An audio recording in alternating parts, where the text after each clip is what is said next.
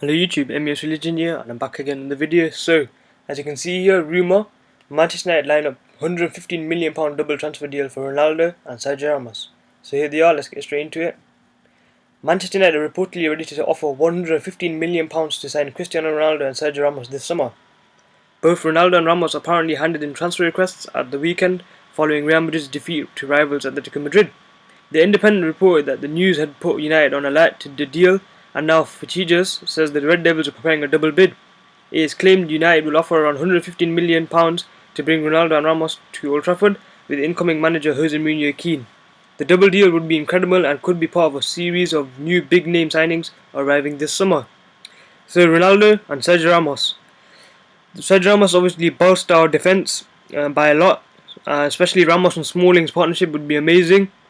Ramos can pass, he's got pace, strength. He's obviously one of the best centre-backs in the world. Ronaldo, I'm not quite sure with Ronaldo. His attitude recently has not been quite good, and I don't know. That's the thing. I think we should buy Bale instead of Ronaldo. But if Ronaldo wants to come, wants to perform, wants to scores a goal, helps us win the title next season, I see no reason why he shouldn't come.